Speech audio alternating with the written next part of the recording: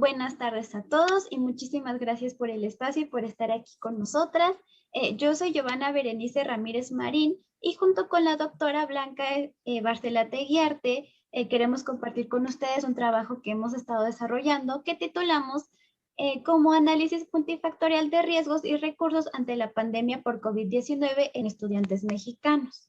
Esta investigación forma parte de un proyecto más grande que está financiado por la Universidad Nacional Autónoma de México.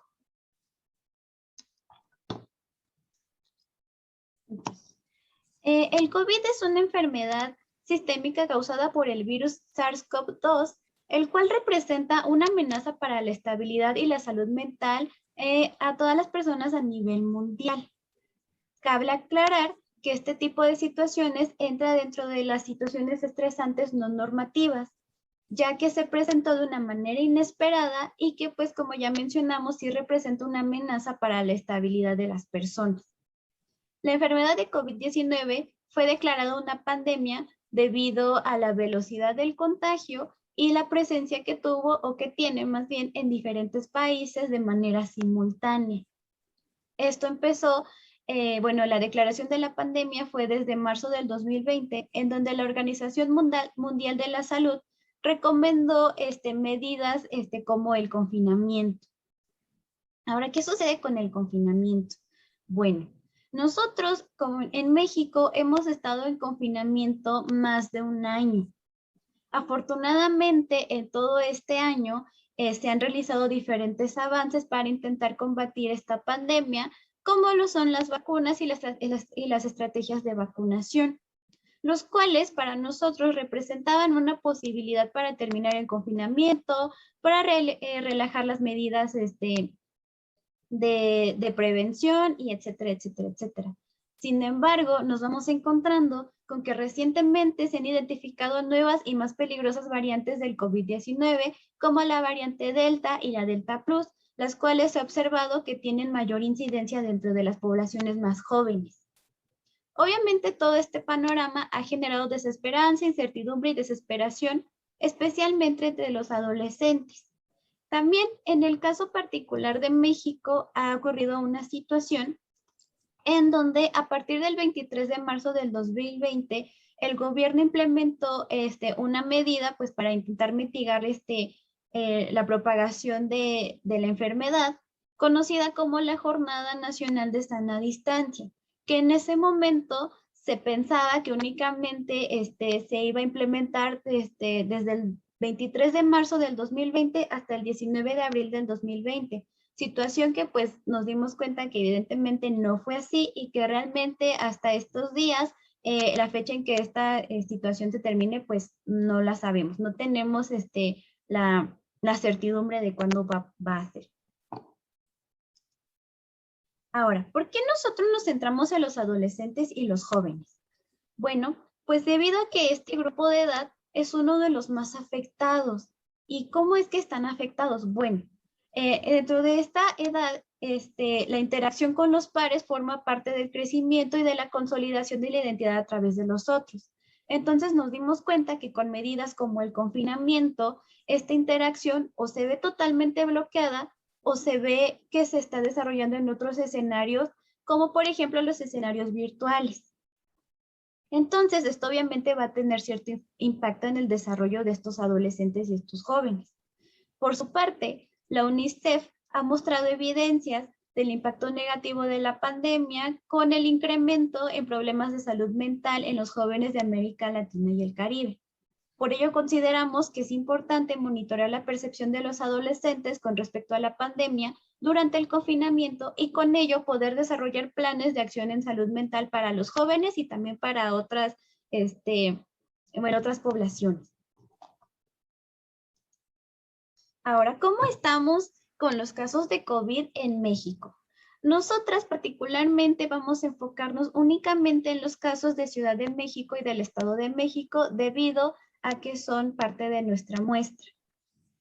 Ahora, como podemos ver en la gráfica, la línea roja representa los casos de Ciudad de México y la línea verde representa los casos en el Estado de México.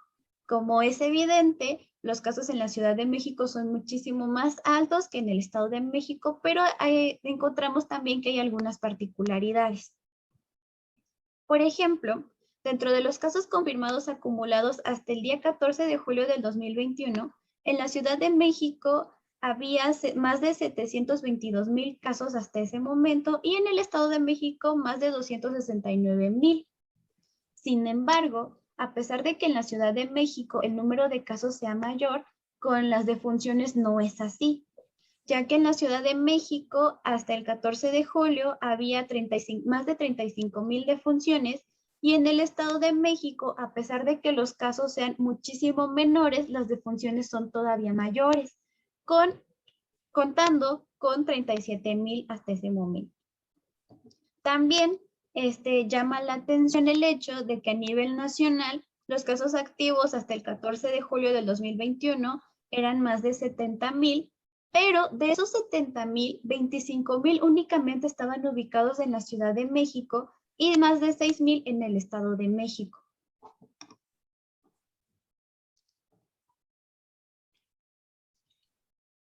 Por ello, el propósito de este estudio es analizar los factores potenciales de riesgo y protección para la salud mental en función del sexo, edad y estado en estudiantes de la Ciudad de México y el Estado de México.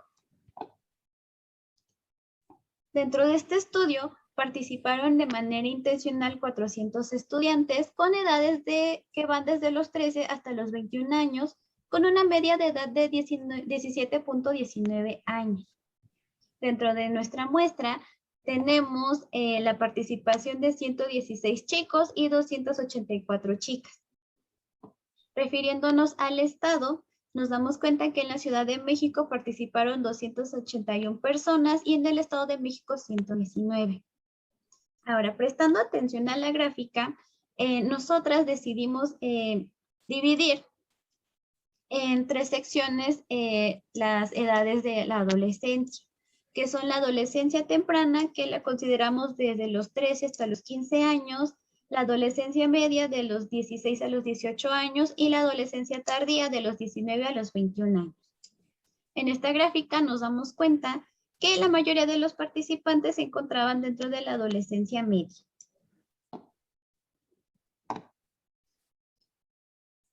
Ahora, ¿qué fue lo que usamos nosotras para realizar este estudio?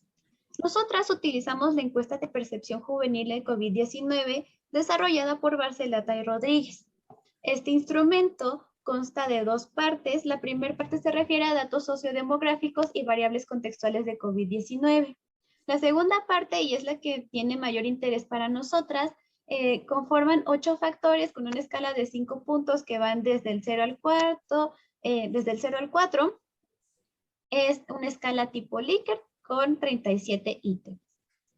Ahora, esta escala tiene, dentro de sus 8 factores, tiene factores que son de riesgo y otros factores que son de protección. Dentro de los factores de riesgo encontramos el de miedo y preocupaciones, que tiene ítems como tengo miedo de contagiarme de COVID-19, respuestas de estrés, como quedarme en casa me hace sentirme ansioso, presiones escolares, me siento presionado para hacer las tareas, funcionamiento familiar, desde que estamos en casa mis padres se pelean más, y cambios en la rutina, que es mis horarios han cambiado. Dentro de los factores de protección encontramos medidas preventivas como desinfecto todas mis cosas, relajación y esparcimiento, intento relajarme viendo películas o programas de televisión y socialización virtual con ítems como me he reunido con mis amigos por Skype, WhatsApp, Zoom, etc. Dentro de la primera parte de la encuesta se evalúan las variables contextuales asociadas al COVID-19. Dentro de las cuales, al momento de aplicar la encuesta, nos dimos cuenta que en ese momento la gran mayoría de los participantes estaban sanos y no tenían ningún síntoma, además de que en ese momento ellos y sus familias tenían la manera de enfrentar el COVID en caso de que alguien se enfermara. También reportaban en ese momento que el dinero que su familia ganaba era suficiente, al menos en la mayoría de los casos. Sin embargo, también nos damos cuenta de que también la mayoría menciona que toda su familia está en cuarentena, aunque también Eso no quita el hecho de que algunos de los miembros de la familia sí tenían que salir a trabajar aún con las situaciones de confinamiento.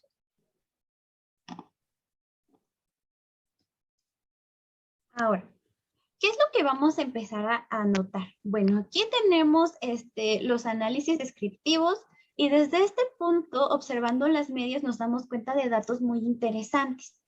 Como por ejemplo, nos damos cuenta que dentro de las puntuaciones más altas de toda la muestra tenemos a las mujeres de Ciudad de México, pero no solamente eso, sino también tenemos a las mujeres de Ciudad de México que son más pequeñas, que pertenecen al grupo de la adolescencia temprana.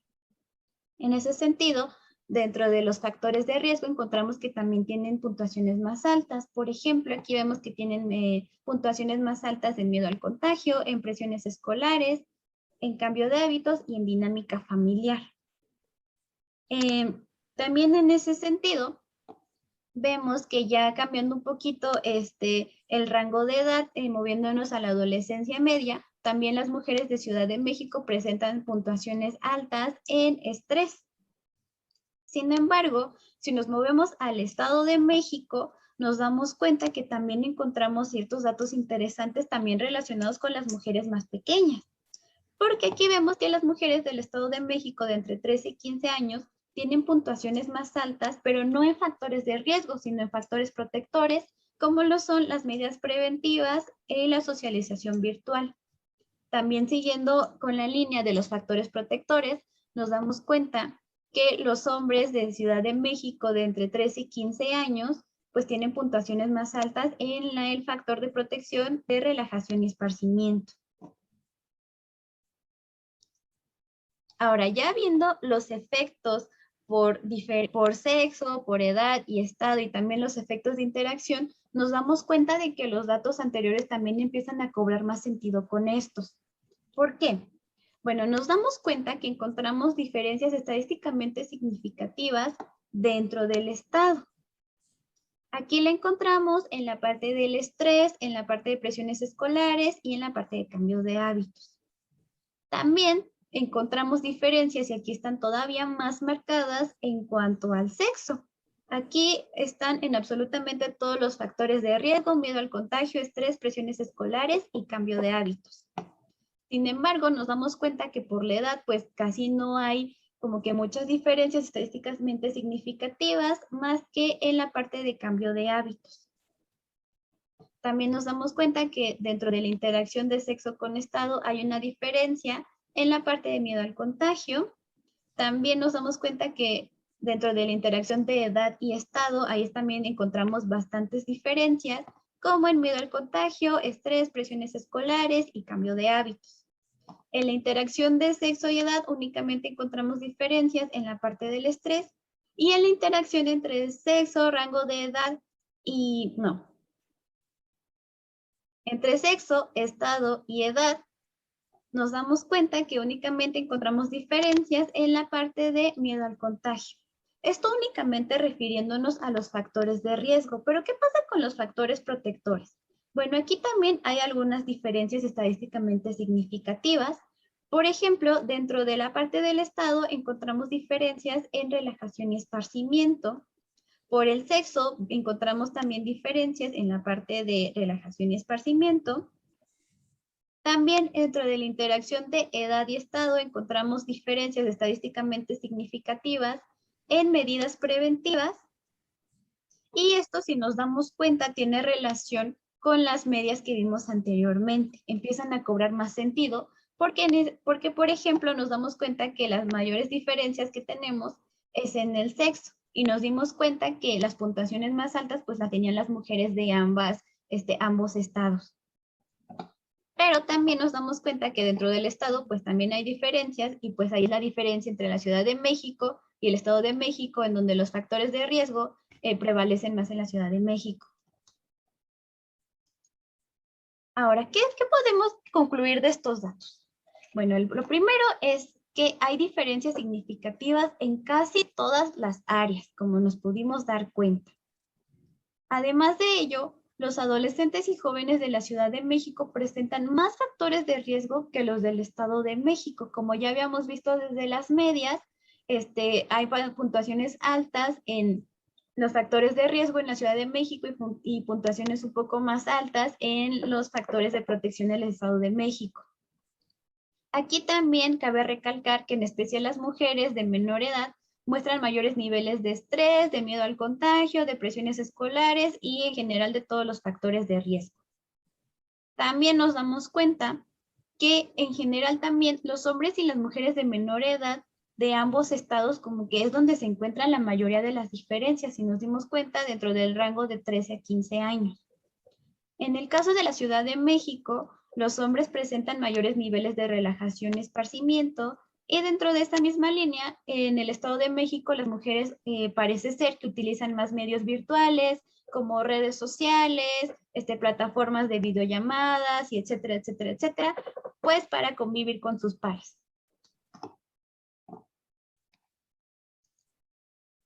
Ahora, en cuanto al sexo, parece ser que las mujeres se encuentran en un estado más vulnerable que los hombres. Y esto podría ser debido a que son más propensas a expresar abiertamente lo que piensan y lo que sienten. Sin embargo, hay que tener cuidado con esta interpretación de los datos debido a que se observaron diferencias no significativas en este sentido.